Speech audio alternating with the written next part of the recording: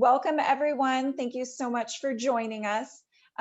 We are on today with Jordan Marks from the San Diego Assessor Recorder's County Clerk's Office as our guest speaker in this monthly speaker series with Heritage Escrow. My name is Jara Payne. I am the sales rep for the Rancho Santa Fe office, and I work with Stephanie Clark and Kristen Bramble here.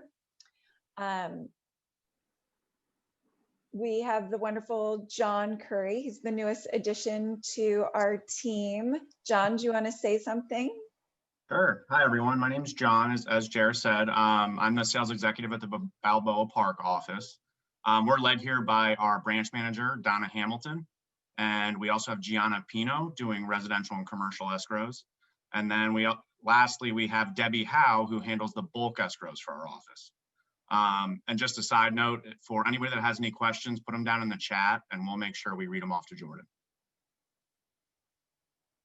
Wonderful. Thanks so much, John. We also have Marissa Tour from our Carlsbad branch. Marissa? Hi, good morning, everyone. I always wish I could see everyone during these Zoom calls, but good to virtually see you. I'm Marissa Tour in the Carlsbad Heritage Escrow branch. We're centrally located off Palomar Airport Road, and I have Holly Burt, who is our branch manager and escrow officer. I also have Anela Mirshire Lindo, who is our escrow officer as well. I want to highlight our Escondido branch 2 off Valley Parkway. They have Alicia Bagby, the branch manager, and Kelly Pinero. So if we haven't worked with you yet, we hope to work with you soon. Thank you. Thank you. And Tamara Armstrong. Aloha. Good morning, everybody. Good morning. Excited to be here and hear what we've got here from Jordan.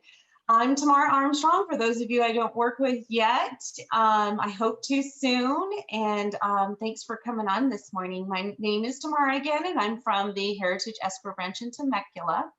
I work with Carol Hankey. She's been around for about 35 years in the industry and is amazing. So is Chanel Jones as well.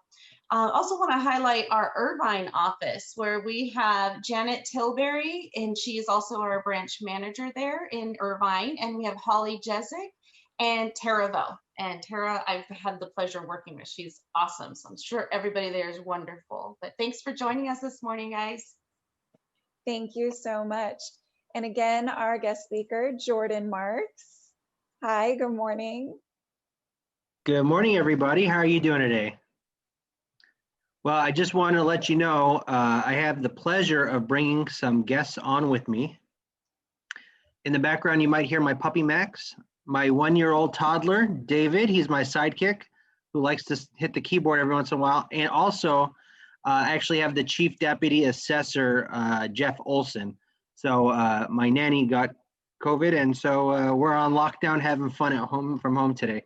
But I just wanted to say that's part of what we're going to talk about today is how do we get through COVID successfully and have your business successful, increase your business today. And it starts with Jara Payne and the team at Heritage Escrow. Thank you so much for this opportunity. They said, we want our realtors to make double in 2021. And I said, well, Prop 19 might help get them there. And so the great thing is we have Irvine, we have Temecula, we have San Diego, and these rules are going to be statewide. So whether you're operating in any county across the state of California, we're going to have some great success. And just a shout out to Christy Militello, realtor, who helped put us together. She actually, if you saw the California Association of Realtors commercials for Prop 19, unfortunately, she lost her home to a wildfire in Northern California. And when the entire area was literally burned down, size of San Marcos, there was nowhere to go. And so we're happy to welcome her here to San Diego County.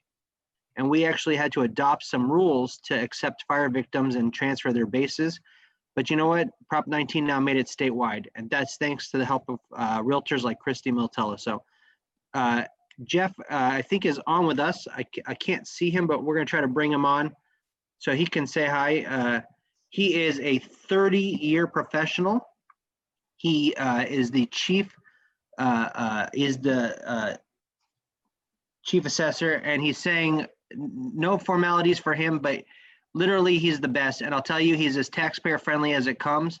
And as the taxpayer advocate for your San Diego County Assessor's Office, he makes it easier doing my job. So we're gonna get some great questions and answers, and he's gonna jump in. But in the meantime, let's go ahead and get this PowerPoint rolling. All right. So we're gonna start right now. And thank you again to the Heritage team for all you do and making sure that the information gets out to your agents. Okay, so Jeff and I work for Ernie Dronenberg. He is your elected assessor, recorder, county clerk. Two great things happened in 1978. Ernie was elected and Prop 13 passed. Now I work for Ernie, so I'll tell you which one I thought was pretty good. But Prop 13 wasn't too bad either. And so something that's going to come up in our conversation today is last year he was elected by 57 other county assessors. Those are all elected officials to be the president of their association, the California Assessors Association. Also, he worked at the state. He was a chairman of the State Board of Equalization and the Franchise Tax Board. He actually wrote the rules for Prop 13 and authored the Taxpayer Bill of Rights in California. He's a veteran and also a flower farmer in Fallbrook.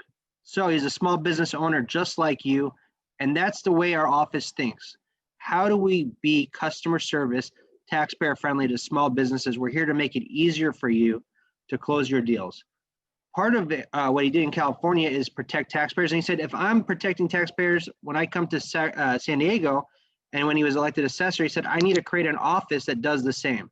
So he created the Office of Taxpayer Advocate, and I am your taxpayer advocate. And my job is to ensure fairness, provide education like today, and also we want to correct any systemic issues. If there's something that we could be doing better, we want to go after that. We want to be the best. There's no ego. We need your feedback so we can be the best. So we're your partner. We have 5 offices across the county of San Diego. Right now, those offices are closed for over-the-counter services due to COVID. So we do not have an anticipated timeline, but we are running everything by mail, electronically, and also we have call centers. And so that's how we're helping keep services going. We have 415 staff, $80 million budget. And just bear with me for 1 second. I'm gonna just make sure that we have the entire team on here. And I know Jared's gonna work to make sure that we got Jeff on if possible. So Jeff should be on. Okay, great. So what do we do? And Jeff's department is the Chief Deputy Assessor. They appraise all real estate in San Diego County. That includes your boats, your planes, and he chases penguins once a year. We actually appraise all the penguins over at SeaWorld. So we get a really interesting, fun job. I know you're all thinking homes, but let me just tell you, those igloos over at SeaWorld are pretty interesting for appraisal value. We also happen to be the recorder. We do all the birth certificates, death certificates, marriage certificates, deeds. I know that's the one you care about because that's part of you getting your commission check. Great, we're here. And our slogan is, we don't close until you do. And I'm gonna get into that a little bit on how you can help us get there with you. And then lastly, Ernie's the Commissioner of Civil Marriages. So we actually, if you get married in San Diego County, you get a marriage license from our office. And we issue about 24,000 of those a year. And we actually perform half of those ceremonies ourselves. I always say we're the most affordable wedding venue. If you've ever been to our waterfront office, it's gorgeous. And so we only do the civil marriages though, not the uncivil marriages. My wife's actually a divorce attorney. Unfortunately, business is up now and we'll talk about divorces and how it comes in. But I'm gonna drop my information, or Jared, if you wouldn't mind dropping my cell phone and email in the chat box for everybody. I make myself available. And Jeff is gonna drop his information there too. We are available, but my wife says, since we had the 1-year-old, if you call after 7 o'clock and I take your call, I'm gonna learn what she does for a living. So I'm here for you, but you know, let's be reasonable on what an emergency is, but anything you need, our office is here for you, and you have my cell phone number. Our office looks at helping you in a number of different ways, and our achievements kind of highlight our mentality. Great customer service, that's our #1 thing that we do.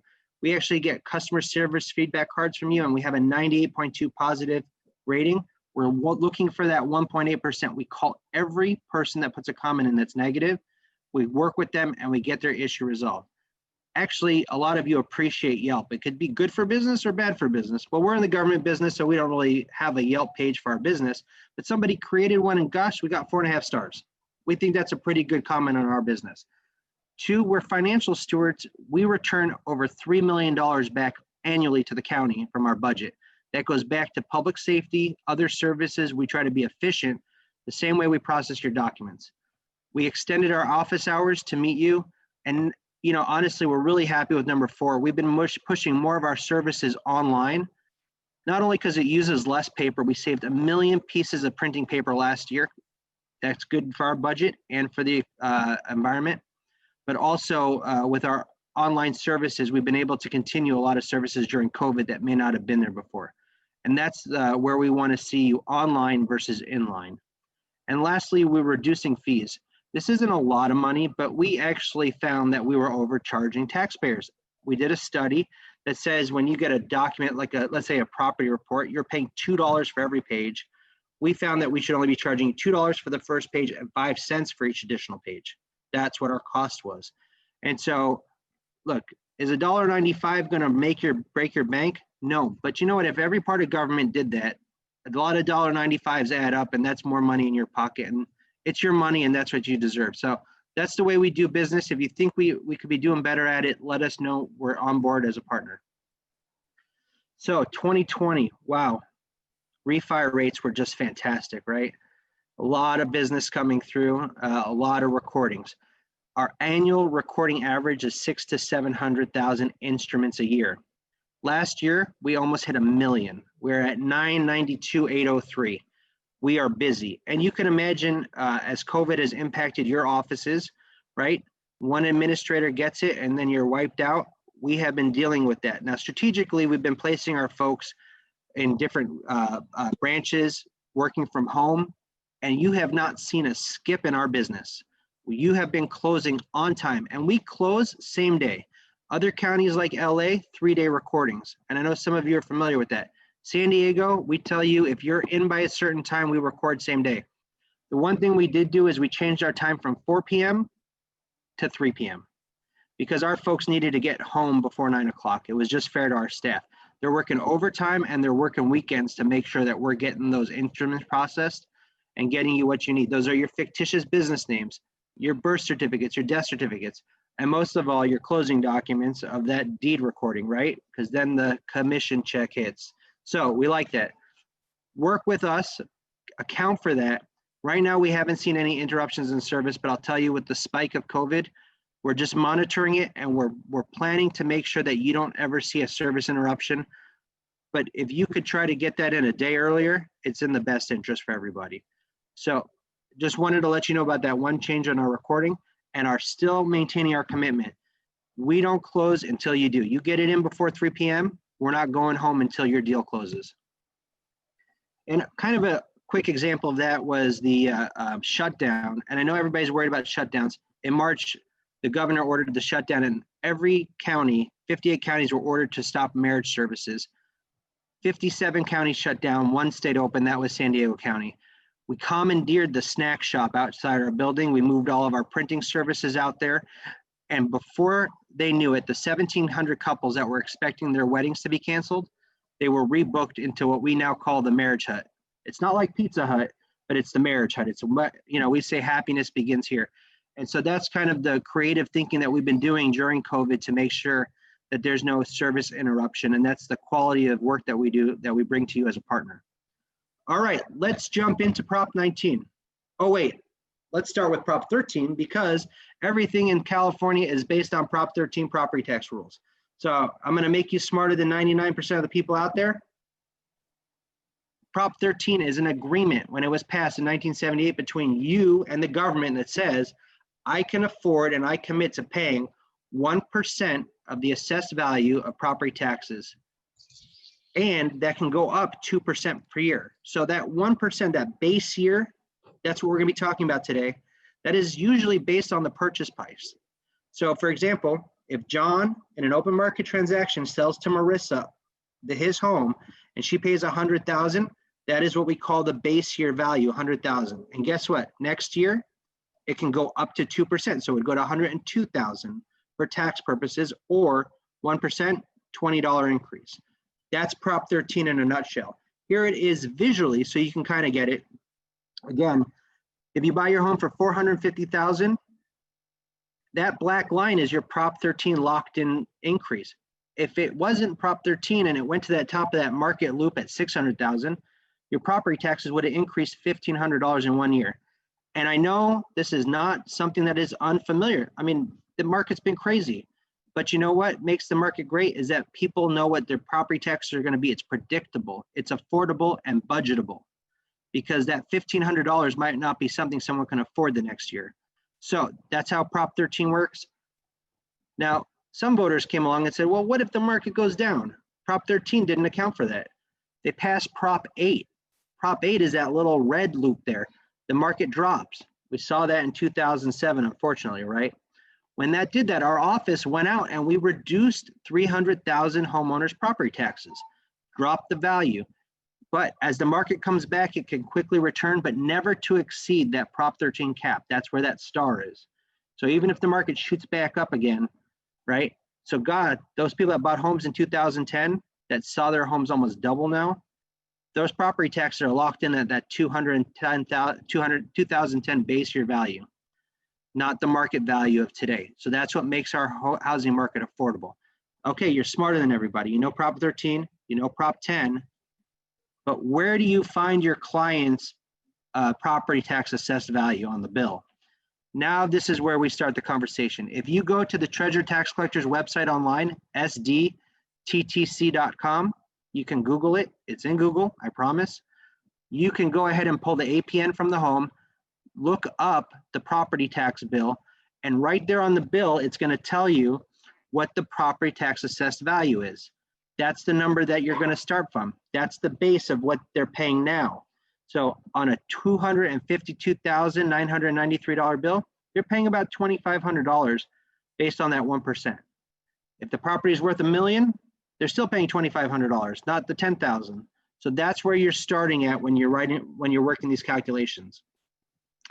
So 2020 election time, California Association of Realtors. I know all of you are dues paying members and they probably took an extra $100. This is where your money went. It passed Prop 19.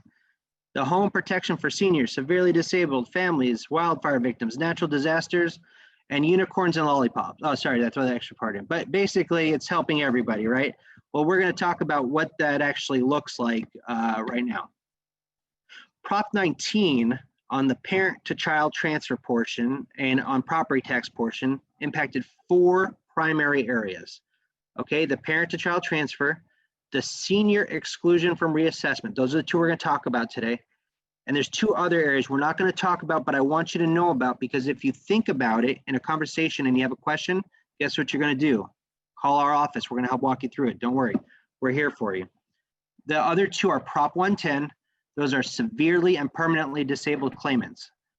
Jeff's on the call, and we had something the other day. Jeff was telling me there was somebody that was so allergic to the desert in Del Zura, they couldn't live. It made them permanently disabled. They couldn't survive the desert dust. They needed to move to the coast. We were able to transfer with their doctor's note a base year to their new purchase at the coast. The rules that we're going to talk about in the senior exclusion are going to be generally similar to that. But if you have somebody that medically needs to move because they're becoming severely or permanently disabled, a veteran that just came back from Iraq or Afghanistan and needs to move from a condo to a ranch house, all of those folks talk to us and we'll help walk you through that. The second group is the folks that survived disasters. Those are your wildfires. That used to be based on the county, as I mentioned earlier. Now it's statewide. Some of the rules have changed, but we're not going to concentrate on that today. But if you have any client that loses over $10,000 of value on their properties due to a flood or disaster from wildfire and they're moving their base year, we can help them do that and walk them through the rules. But for today's purpose, we're going to concentrate on the first 2. So let's jump right in with the parent to child, grandparent to child. Now, some folks ask, why do we have a parent child and a grandparent to child? Why can't the grandparent give directly to the grandkid? Well, they can, but under the law, you have to kill your kid. in order to pass it to your grandkids. No, just joke. I'm joking. Don't kill your kids. But some of you I know love your grandkids more than you love your kids. It's just, I have a kid now, I understand, okay? But if the child is alive and the parent to the grandkid is alive, you cannot pass it directly from the grandparents to the grandkid. But they're not going to penalize the family if the child dies on not being able to pass it down. They allow you to do it directly from the grandparent to the grandchild if the parent is not, or the one in the middle is not alive. Don't go kill your kids to give something to your grandkids. I'm not telling you to do that. But that's the rules. Currently, up until February 15th, that's the date you got to remember, you can transfer unlimited assessed value on your primary residence. There's no requirement that your kids live in the property, and you get an additional $1 million of assessed value on something that's non-primary residence properties. So let's take a look at that example, what it looks like. Up until February 15th, if you paid $100,000 for a home in La Jolla, let's say the assessed value on that's $160,000. I know you all are doing the math, 1%. That means they have a $1,600 tax bill annually. But the market value on that property is $2 million, or what would be a $20,000 tax bill. Under the current rules, you can transfer that $1,600 amount to your kids, saving them $18,400 annually. And I know some of you are thinking, well, who really has a home that they bought for $100 that's worth $2 million? Let me tell you, there's a lot of folks out there. Had a realtor from Point Loma call me. Parents paid $49,000 for a home in Point Loma. Their taxes was less than $1,000, but the home's worth $3 million. It'd go up to $30,000 a year. Guess what they're doing right now? They're transferring that property pre-February 15th. In addition to your primary residence, which is unlimited, you also get $1 million or $10,000 of additional savings potentially on commercial and other properties. That might be a condo. It might be a beachfront home. It might be something at Big Bear Lake. Has to be in California. I'm sorry, I've gotten calls. Can I transfer my taxes to Arizona? No, but good luck and have fun. Okay, it has to be within the state of California. So an example, if you bought a business lot for $500,000, but the market value is $1 million, you could pass that difference to your kids and they're going to save $5,000 annually. If you had a condo that you bought later for $500,000 and it's worth $1 million, you can give them the $5,000 rate and save them $5,000 a year in property taxes. Now, if anything goes above that, we just add it at market rate. But additionally, we're just saying you can save them up to $10,000 on other properties. Some people bought a second home next door so their kids can live next to them. I've been watching this show on TLC, that Mommy Madness or something. I don't know. I never want to live next door to my parents. I'm just saying a mile is enough, but that's an other property. So what happens after February 15th?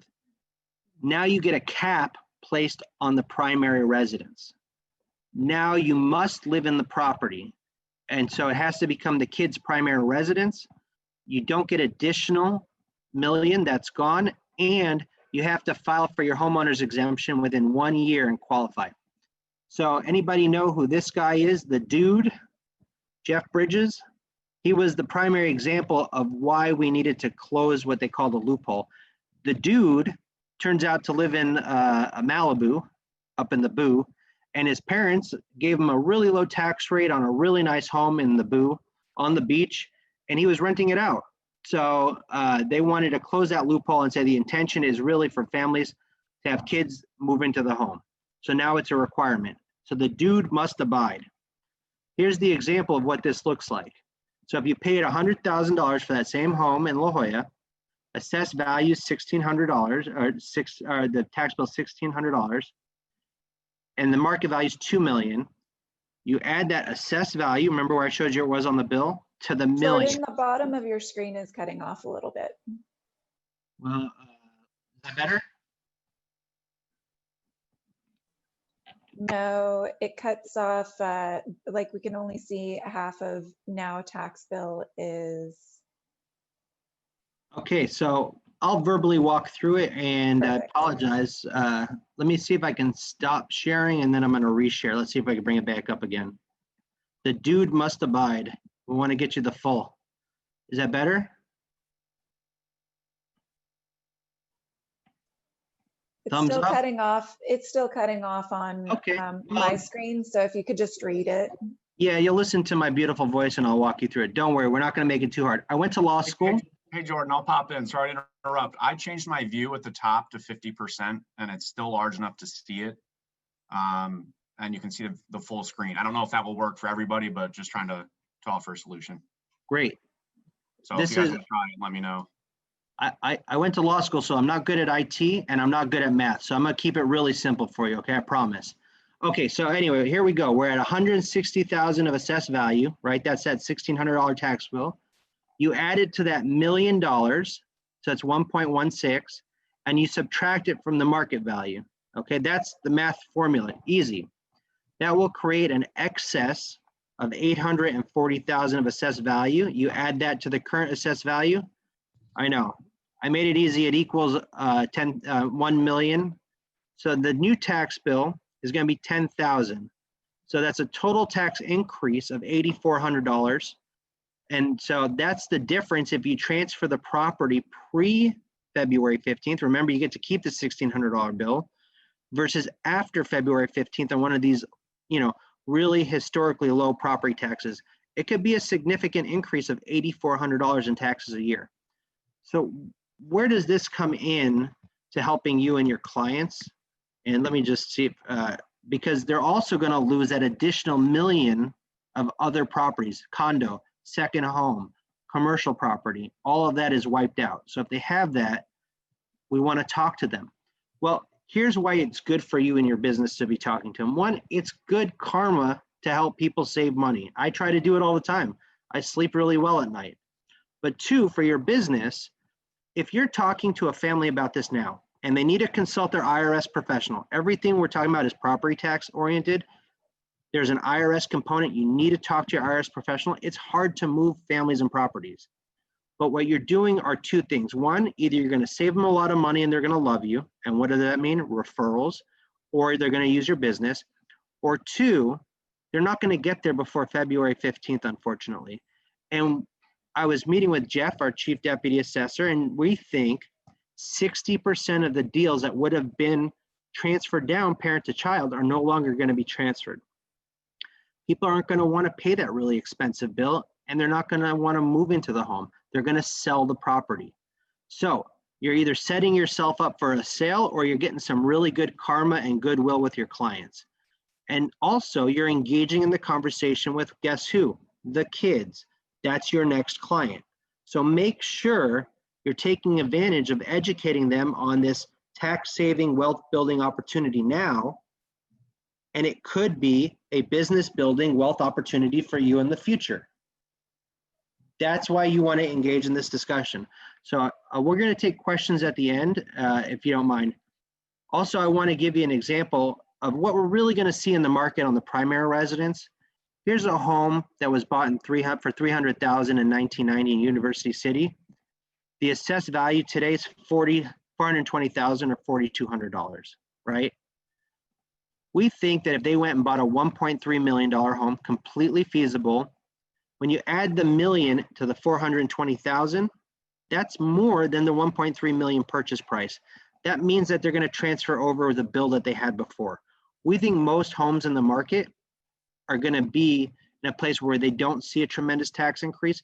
But I'll tell you, the first example of those La Jolla and Point Loma homes and some of those other ones where they've lived there a long time, they're there, but you're going to find out by looking at their tax bill and looking at the market rate, and you're going to know how much they're going to be incentivized. The other part is after February 15th, you have to move into the home. Remember Jeff Bridges? Sorry, dude, no more free rides on that. You got to move into the home. I mean, a Malibu home is not such a bad deal, but also if you move out or rent it, you lose the benefit. That's what we expect, okay? So we think that, you know, especially if their kids are in Arizona, and we have this happen a lot, they're not going to want to move back to take that tax benefit. They're going to sell the property. So you're doing business development now by doing good education today, okay? There's also a family farm portion. I don't know how many of you are dealing with farmers, but the Farm Bureau negotiated an additional $1 million of value that could be transferred for farmland after February 15th. If you're a farmer, you can get $1 million of other property today and then $1 million of farmland after February 15th. It's a really good benefit. If you know them, let's talk. Happy to help the farmers and work with you. Email us and we'll take care of that special scenarios. Okay, here are some recap of requirements and recommendations. One, remember we told you that our recording side is having somewhat of a potential slowdown on the mail side. If you notarize and deliver the deed before February 15th and then go to record, if for some reason the recording happens after February 15th, you're good, okay? Don't freak out. As long as you notarize and deliver, that helps us out. Now, you're not required to have a notary, but it makes our job easier. I would absolutely spend that money every day of the week. But as long as it's signed and delivered, and then you attempt to record, we're gonna go to try to honor that before February 15th, okay? So you are working with escrow and title professionals that are the best. For some reason, if something happens and we have a, we have an inauguration coming up on the 20th, there could something happen at the building and our team gets cleared out. Don't worry.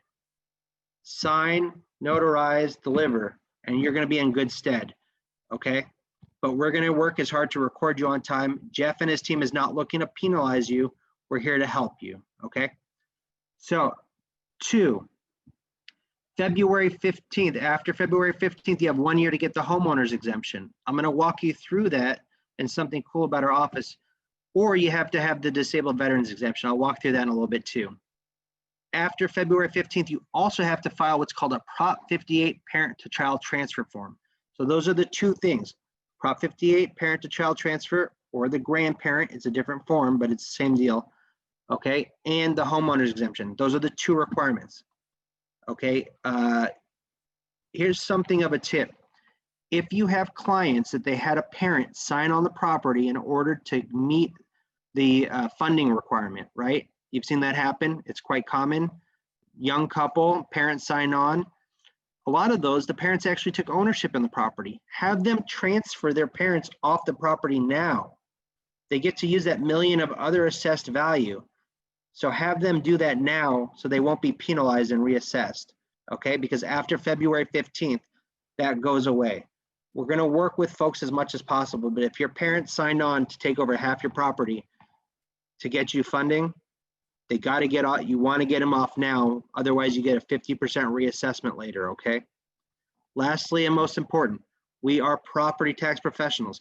Consult your IRS professional. There's really smart IRS practitioners. There are things such as income tax, capital gains tax, step up in basis. These are all terms that you're going to talk to them about. A step up in basis means when your parent dies, they move the home value to the market value at that time and not what they paid for it for capital gains considerations. That's a big deal. So if that person that bought the home for $49,000, parents die, transfer it to their kids for $3 million, they start calculating the taxes after $3 million. That's a step up in basis. There's different ways to plan for this, but you have to consult your IRS professional. If you're doing it just based on our property tax savings, you're going to be doing a disservice to your clients and your family, okay? All right, let's talk about the senior exclusion from reassessment. Current rules, you have to be over 55, one time, primary residence, and you have to be under what the current formula cap is. That is sale price plus 5% in the first year or 10% in the second year. We see plenty of times where, yeah, I sold my place and I bought a place for $1,000 or $10,000 more. It's not in the cap, blows the deal. It's horrible. We hated it. You have to file within 2 years of purchase, and you have to be in the same county or a county that has adopted Prop 90. Only 11 counties across the state today allow transfers between counties. But good news, Prop 19, hey, this thing's now statewide. You don't have to think about what county it is. You still have to be over 55, even though, don't worry, I don't consider you a senior, but for legal purposes, you're a senior, okay? That's just what it is, sorry. 3 times you get to do it now instead of 1. And it still has to be your primary residence. They lifted the cap. So what that means is you still have a cap for calculating, But if you go over it, your deal's not blown. We just add the additional amount at market value, and I'll show you what that looks like. And you still have to file within 2 years. And it's statewide. Boom, that's great. Okay, so you have your original property, okay? You can buy first and sell after, but I'm just going to use the example of where we're selling and buying. That's the normal. Original property purchased in 2000, you paid $300,000 for it. The taxes are now based on 420 of assessed value, or $4,200, and your sale price is $1 million. Your new property that you buy is $900,000. Taxes on that would be, I know Marissa's like running the numbers, $9,000, right? That's way more than your $4,200. But guess what? Because it's under the cap, we get to bring over that $4,200 from your old house.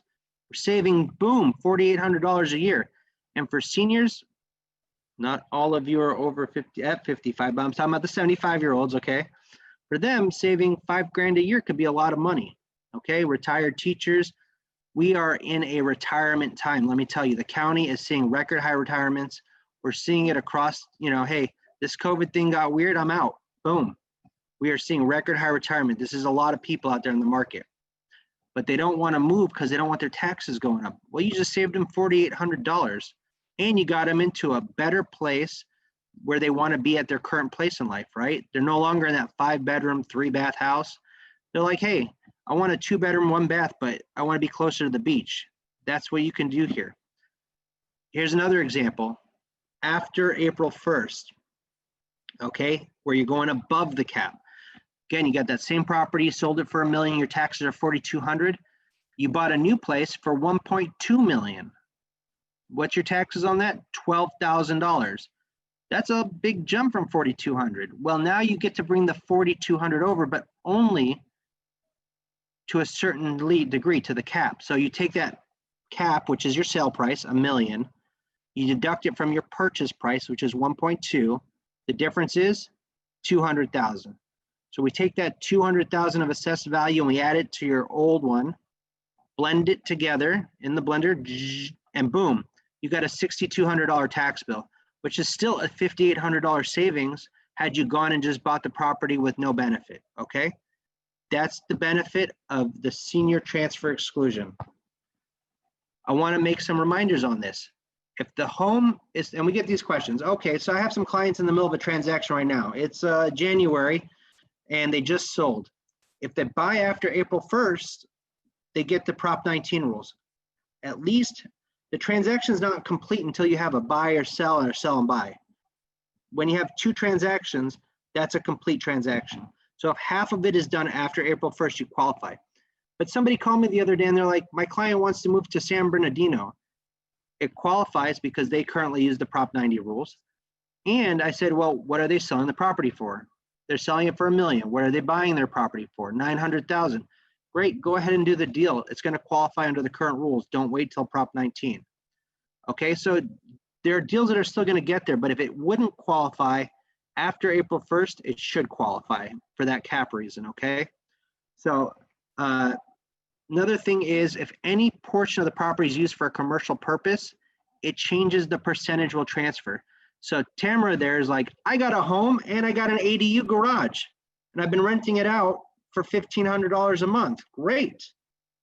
That's a commercial purpose. It's a detached garage or an adjacent unit.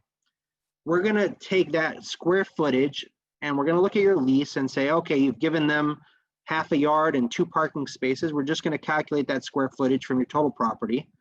We're going to create that percentage, and the percentage that's used for your primary residence, that's what you'll get to use as your cap. Okay, you don't get the full sale price.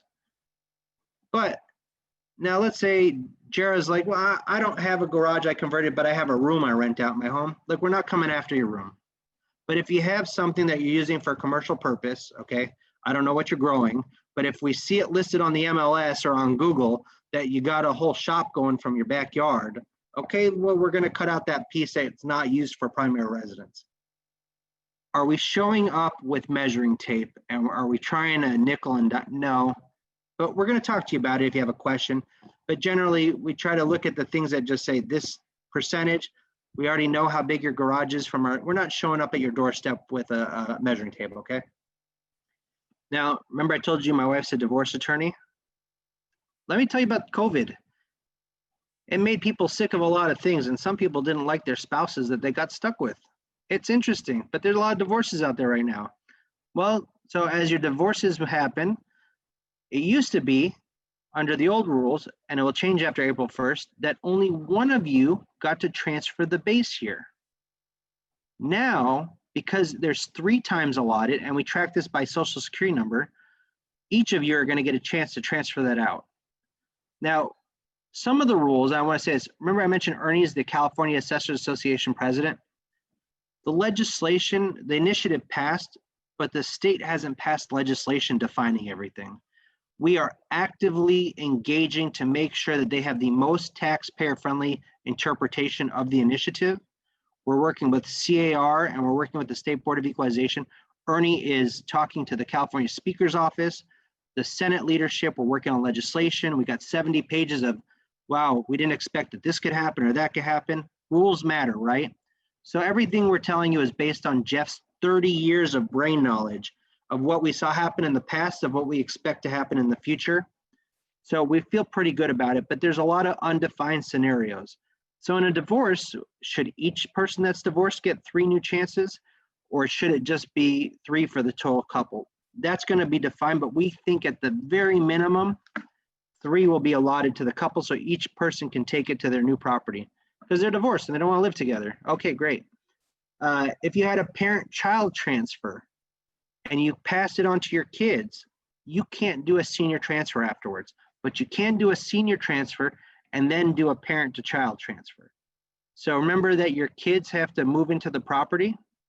Well, you know, let's say your kids have a really expensive tax bill and you want to move in with them, you could buy their house and transfer over your senior one from your older place and then give it to them afterwards. There's all sorts of creative ways to do it. Not telling you to live with your kids because my mom is far away. We'll leave her over there right now. So I love her. But you can't do PC and then a senior. You can do a senior and then do a parent-child at the end, okay? And then one person has to be over 55. I also married a younger wife. So as I get to 55, I would qualify. She doesn't need to be over 55 too. And so just one person in the deal.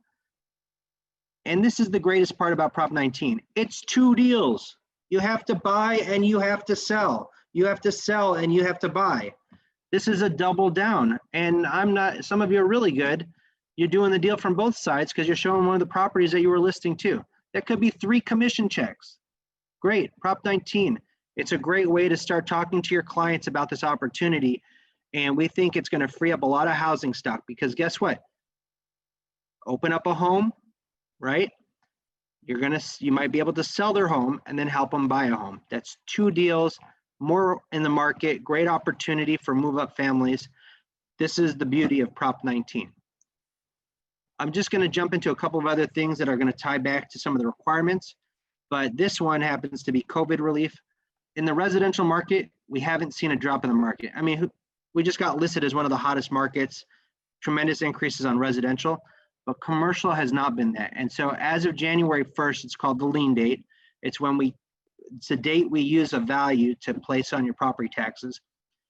Businesses could be open for COVID relief as of January 1st. We can calculate for that. So if you have some commercial clients that say, hey, my property value dropped or my business that I bought went down in a tremendous amount of value, have them reach out to us. We want to save them money. We generally believe if it's businesses that did major improvements or new purchases after 2015, they would qualify. Remember I talked about that homeowner's exemption requirement? We are the only county in the state of California that offers e-signature online homeowner's exemption. It's great. You don't have to print it out and mail it in, and you can do it electronically at sdarcc.com. It saves your client $70. If they want to print it out and mail it in, we can do that too. Here's the mayor of Lemon Grove. She did not have it on our property, and Ernie helped her file it electronically. And you can see on the bill that $7,000 reduction for homeowners. There it is. It's good for clients, but it's also necessary to complete the parent-to-child transfer after February 15th. There's also a different residential primary residence exemption. It's called the disabled veterans exemption. So you either have to have a homeowners or a DVET, okay? And for the veterans, if they're 100% VA rated disabled or the surviving spouse of somebody that is disabled or 100% rated unemployable, we can help save them money on their property taxes up to about $2,000 and change, okay?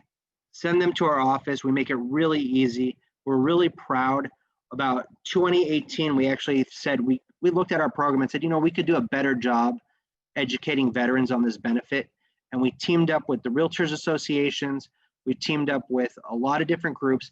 We had 5,000 DVETs in 2018. We're really proud. As of December, we have 11,000 qualified disabled veterans that are now saving over $16.5 million. Those dollars stay here for our veterans in San Diego County. So if you have a veteran that you can refer to us, please. That was a CAR director right there, Robert Calloway, when we hit 8,000. And we've just been, I mean, record number qualifications. We're #1 in California for helping disabled veterans. All right, there's my cell phone, 619-372-0226, and my email, and I think Jared dropped it in the chat box, and also Jeff's information. So let's jump into those great Q&As and see what we can do. And maybe we can bring Jeff up on the photo deal here. So, Jordan, just a note, there were some notes in the chat. I was trying to keep up with them best I could, so I have some that I can read to you once you get through the ones in the Q&A. let's do it. Let's go with the chat ones first, John. Okay. First one's a simple one. I know we're recording this, but someone was curious if there's going to be handouts of the presentation slides. Jara already has the presentation slides. That's why Heritage Escrow is the best, and she'll be getting those to you. Perfect. First one I have for you is, can the parent put the child's name on title and still have their name on there as well? Yes, but in order to do that, they're going to have some form of ownership. If you work with your trust and estate planning professional, there are ways, but I would say generally, I had this the other day, you know, there was a 12% transfer of our ownership. Hold on, we're going to bring in my partner here. I want everybody to meet David. Say hi. All right, now he's going to go back. Thank you, Miss Rebecca. Appreciate it. All right. You know, he yelled data. I know, I got to just give a little shout out. So, but yeah, if your name's on title, you're going to have some form of ownership, but there are ways to achieve it. But one question we do get is, hey, it's in the trust. It's ready to go. Trust is a holding vehicle. It is not, it's a way of holding title. And so it's not actually a transfer of ownership. So just because it's in a trust, I'm gonna say for most trusts out there, we will not qualify that as a transfer of ownership. Perfect. The next one for you, is there a grandfather clause? In other words, parent to child transfer 3 years ago, but the child does not occupy. Will property taxes go up? So everything that's being done before February 15th will be under the old rules. So you have up to 3 years under the current rules to file. So, and we can also offer prospective relief, which means if you didn't file on time for 7 years, we can give you that relief on that 8th year, but we can't go back and give you refunds and adjust it for the prior years. But right now, under the rules, anything that's happened, any transaction in that period pre-February 15th, so if somebody dies on February 15th, that's the date that we actually count that property transferred. If they died on February 16th, it's new rules. So anything before, it'll be treated under the old system. Anything forward will be treated under the new system. So I wouldn't call it a grandfather clause, but just say it's the rules at the time apply, and the rules change after February 15th. Which, by the way, John, I know you're going to mention this, it's a holiday. So if you're thinking you're going to record on that day, no, get there early. Heads up, good tip. Thank you, Jordan. The next one, if a client already used Prop 60 for base tax transfer, does that use up one of the 3 transfers available with Prop 19? So the legislature is defining this right now. We do expect for it to be potentially counted as one of the transfers, but it's undefined right now. The good news is you're going to get at least 2 or 3 more come after February 15th. So, I mean, after April 1st. So, but we won't know exactly until the legislation's passed, but we anticipate it might be included in that. Makes sense. And then next one is, if someone purchases a new primary residence and transfer the base to the new home, what is the tax bill on the departure home if they rent it out? Well, they never sold the old home, so they couldn't qualify for transfer. You need to buy and sell. It's called a senior exclusion for replacement property. So you're not replacing anything, so you can't transfer it. Gotcha. Now let's say you sold that home to an LLC, right? And then they kept it in the LLC. It would be reassessed at market value.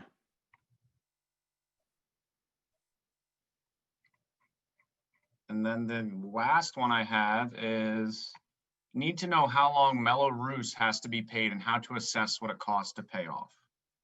We do have a Mello-Roos calculator on our website, but every Mello-Roos is different.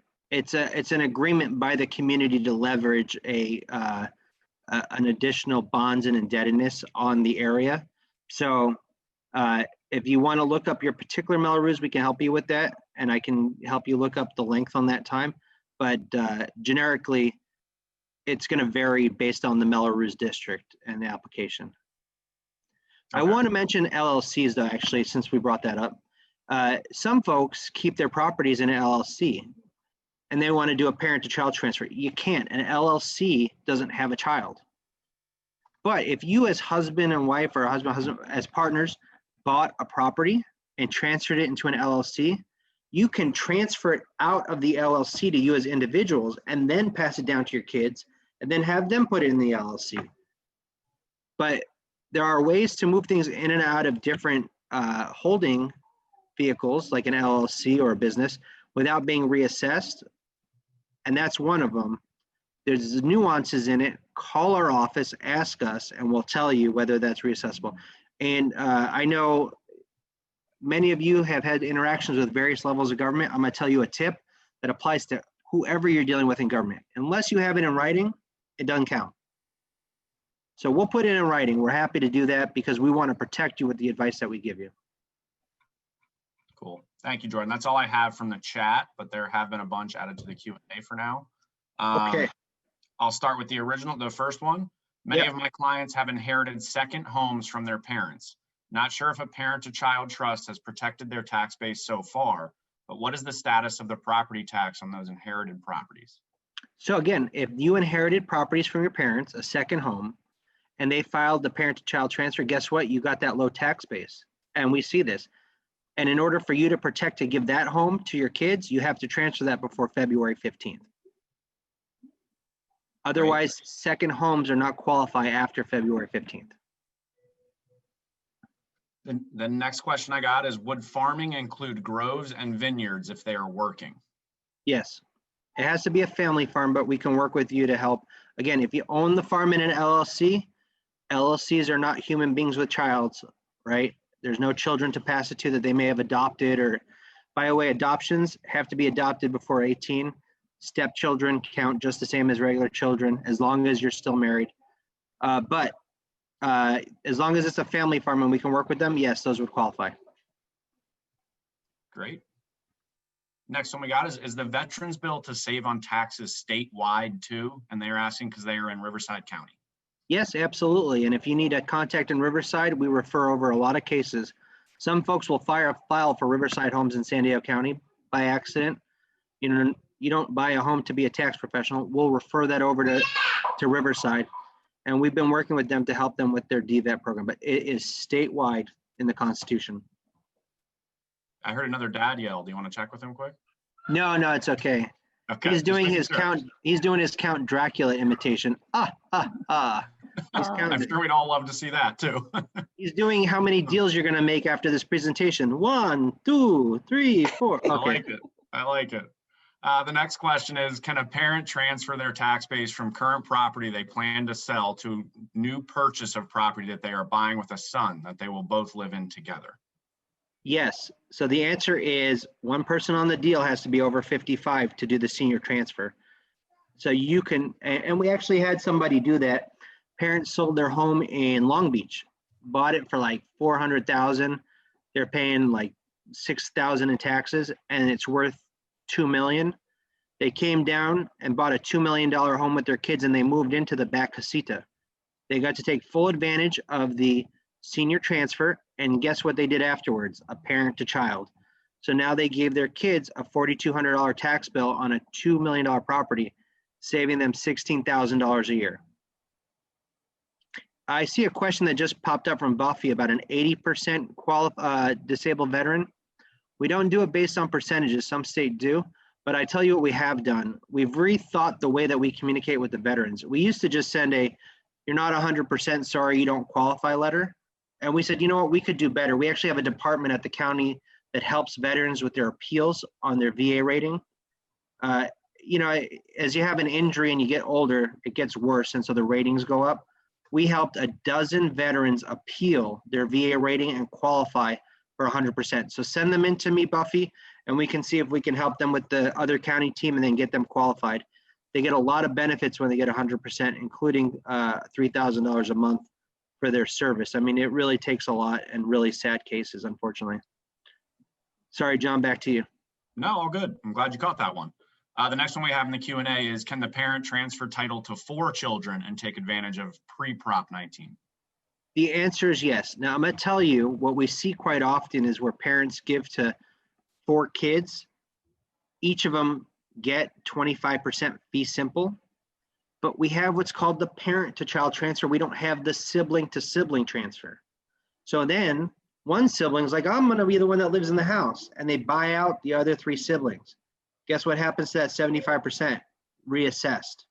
So when you're putting together your trust and your will, and you're writing on how you're going to distribute, we are happy to do a review in advance before you put it forward to make sure that there are no provisions that would be incongruent with what you're trying to accomplish.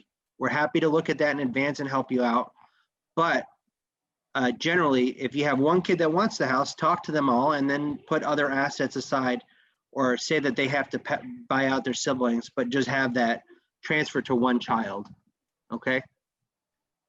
The other thing that we get a question about is after 215, what if I give my kids all 4 of them, but only one of them can move into the residence? Remember, it has to be your primary residence. If one of the kids move in, we expect them to qualify for that transfer of the base year.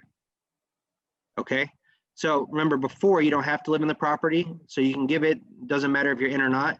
After, it has to be your primary residence. So if you give it to multiple kids, well, they all have families and whatnot, or they have significant others. Are they all moving into the same house again? Probably not. We'll still qualify you for that benefit. Jordan, I actually had a multi-scenario question. It's a client over 55. They purchased their primary residence, $1 million in 2006. And then they purchased, prior to that, in 2003, they had purchased a lot to build on in the future for 1.1. Scenario 1, if the current home sold at 1.3, so it would be a net of 225. And built $2 million in construction on the lot, and had that as their primary residence, how would Prop 19 affect the taxes on that? You have 2 years to transfer, and so you have to build within 2 years from the sale price. I mean, from when they sell. Okay. I don't know if you've tried to build lately in San Diego County. Depending on the jurisdiction, it can be pretty hard, and 2 years is a tough timeline. So what I would say is go and build out that second property, right? And then if you think you're within that 2-year period, then sell, and then they can transfer that amount over. It would be a senior transfer at that point. And so if they had the property that they were paying $1,010,000 and they sold it for 1.2, or they would be saving $2,000 by moving that over to their new property. And then we would add that additional $800,000 from that 1.2 to 2 million. So it'd be a $10,000 addition.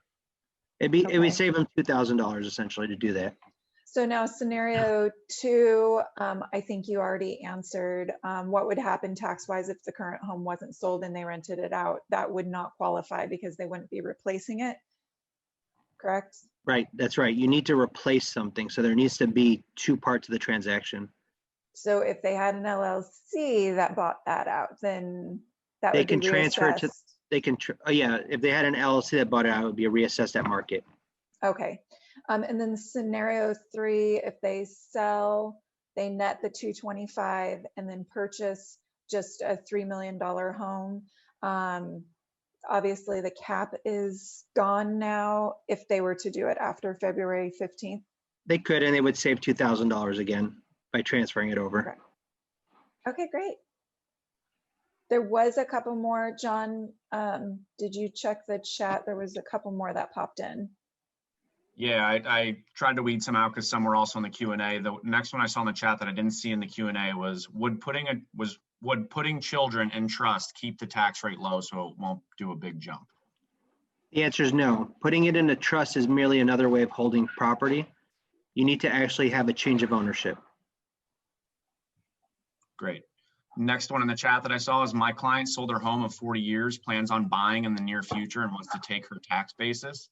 Once she does that, can she give that house to her son and he keeps her tax basis after February 15th?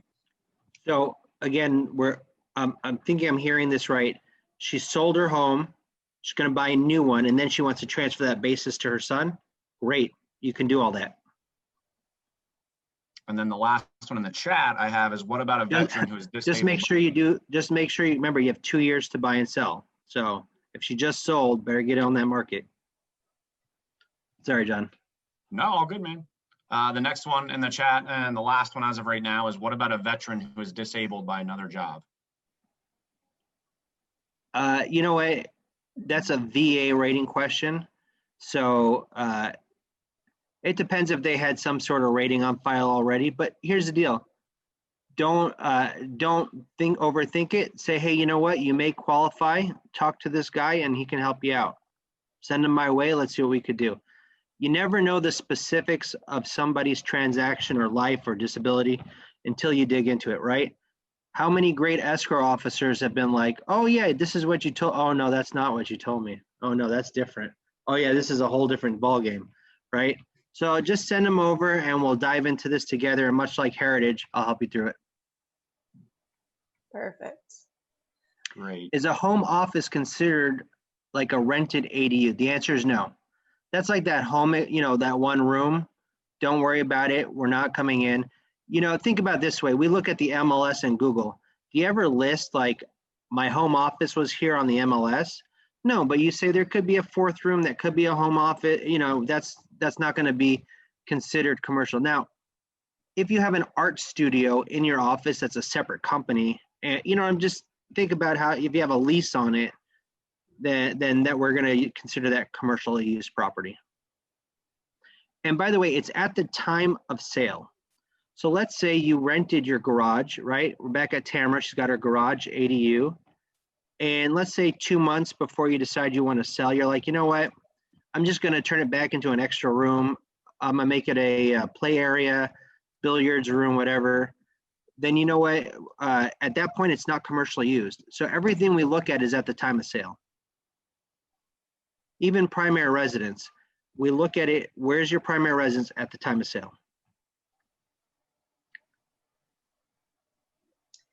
Great, I think we're good in the chat, right? There was one that said, how long does the child need to reside in the home to qualify for the transfer basis on Prop 19? So they have to, we look at the homeowner's exemption at the time you filed. But what we're expecting the legislature to do is to do an annual check. So let's say the child lives in the home and then the next year they move out. We're expecting that they're going to have us remove the value, and then we're going to have to track a value at the time of transfer, and then we'd implement that. So, you know, you can't move in and then move out the next year. I would just say don't plan on that right now, but we don't know the exact rules, but that's what they're talking about doing. Okay, great. John, were there a couple more in the Q&A? Oh yeah, we got a few more in there too. So the first one is, can an owner purchase their replacement property now and then sell their existing property after 4/15 and qualify under Prop 19? For Yes. example, existing home tax basis of 1.1 mil, new home purchase price 1.7. Yes, no, that would be it. So let's just go back to that last part of that example, John. Say that again. So the answer is yes. If half the transaction completes after April 1st, the full transaction qualifies for Prop 19 rules. So that the example he gave is existing home tax basis of 1.1 million, new home purchase price 1.7 million. And what are they selling their property for? Because remember, that sale price is the cap. So let's say they sold the property for 1.7 and they bought the property for 1.7, then they would save 6,000 or 600,000 of assessed value. Just a little tip on this. You notice we're talking about the 1%, but you're like, my tax bill is more than just that 1%, Jordan, okay? Let's be real. I have all these bonds and indebtedness. Yes, there's all these things. They're all calculated based on assessed value. So for example, if that person saved 600,000 of assessed value or $6,000, their bond liability also goes down, because bond liability is based on like $60 for 100,000 of assessed value, or that's how they do it. So it will reduce your total tax bill significantly more, actually. Okay, next one. My clients are looking now for their new purchase together. They're newly married and are not sure if they want to sell his current home. Best advice to save on taxes since new home is higher dollars. Are they over 55? And we got a lot of over 55 couples that get married at our office, but if they're over 55, then he can transfer over. You know, there might be things to do, but ultimately get the homeowner's exemption. And, you know, I got to say, owning a home is ultimately a great investment here in San Diego. But general tax savings, look at the tax rate area, all the bonds and indebtedness. You might help save them some extra bucks by going into City of San Diego is way more expensive than San Marcos or La Mesa. So, you know, every area has a different tax rate, and that could be saving them thousands of dollars per year. The next question looks like it's probably— And Tamara said, welcome to Riverside, right? The next question, Jordan, I think it's going back to touch on one, so it may just be elaborating on an answer I already gave, but it says, to clarify, a 70-year-old can buy a more expensive house before April 1st and sell a less expensive house after April 1st, 2021, to still benefit from Prop 19 as far as lower tax base, since 50% of the transfer happens after April 1st.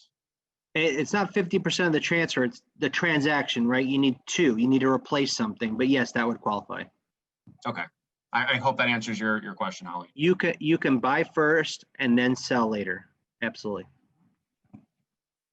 Next one we got, is there anything in the works to reduce property tax for seniors who don't want to move? You know, I would love to see the California Association of Realtors or, and there's a lot of legislators pick this up to expand the homeowner's exemption. You know, taxes go up, but they never said it that the homeowner's exemption should increase every year. The disabled veterans actually has a factor that it increases by every year. So we'd love to see an expanded homeowner exemption value, but sorry, not right now. Don't hold your breath. Yeah. Next one we got is, if the property is in a trust, does the parent need to take it out of the trust first in order to transfer it to the child? No, we view the trust as being same as the people, as the owner. So you don't have to do that. Good question. And we're going back to the farming question. What if the farm is no longer working, but is now vacant land?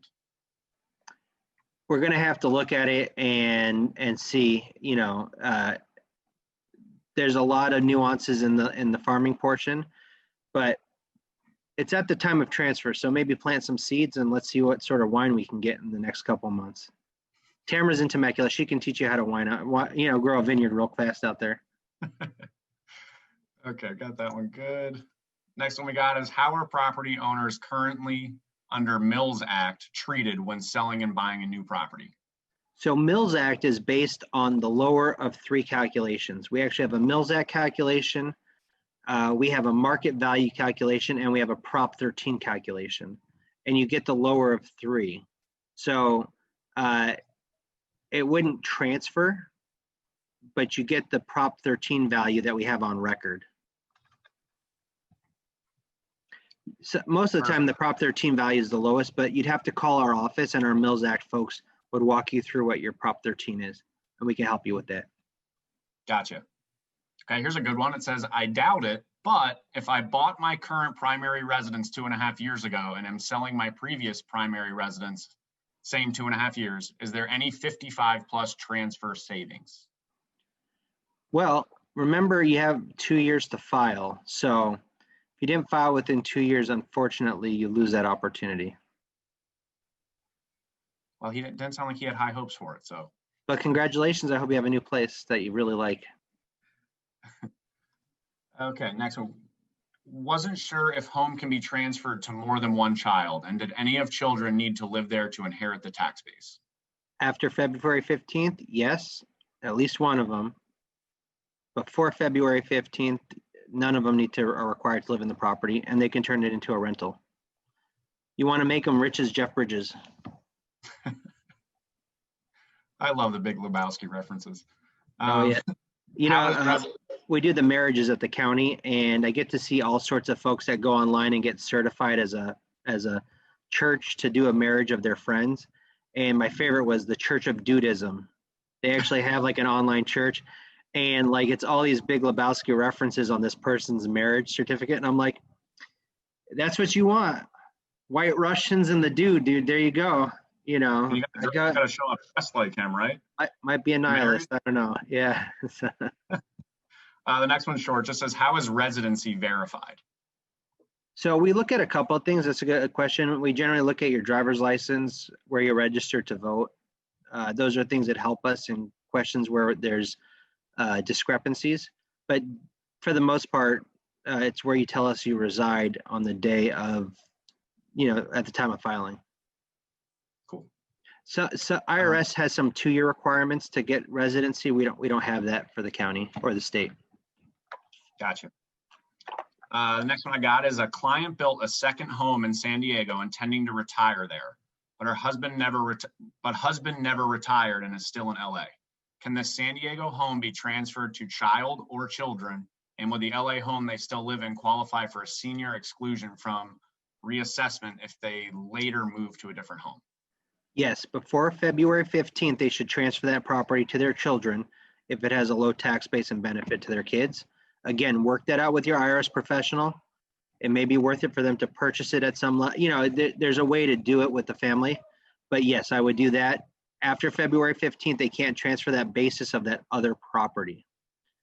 Now, they might move down there and make it their home, okay? And under the parent to child transfer, each parent has $1 million of assessed value. So they might have $1 million there and then move into their other home and there's ways to do it, but I would do that San Diego property now, and then their LA property, they can do the senior transfer on. It's great. Cool. Next one is, does a living trust remove all these advantages because there's no need for inheritance? No, it has to be a transfer, and until you die, it doesn't transfer. Sorry. Don't tell your kids that. If they don't like you, they might come after you. My client just bought a property and is upgrading it prior to moving next month. Then they are listing current home this spring. Would this apply to the within 2-year time to transfer tax basis? So let's walk through that again, because I didn't hear a sale, I just heard an improvement. So my client just bought a property and is upgrading it prior to moving next month. Then they are listing current home this spring. Would this apply to the within 2-year time to transfer tax basis? I apologize. I had a little cheerleader going on here, and I missed the question again. So sorry, John. No, that's okay. I'm getting good at reading it now. One last time. No, all good. My client just bought a property and is upgrading it prior to moving next month. Then they are listing their current home this spring. Would this apply to the within 2-year time to transfer tax? Yeah, if you do that first piece and this come on within the same year, that's within 2 years, sure. Cool. All right, I think that maybe we'll respect Jordan's time. And the rest of the questions, we will go ahead and send out your information, Jordan, so that they can send those questions directly to you.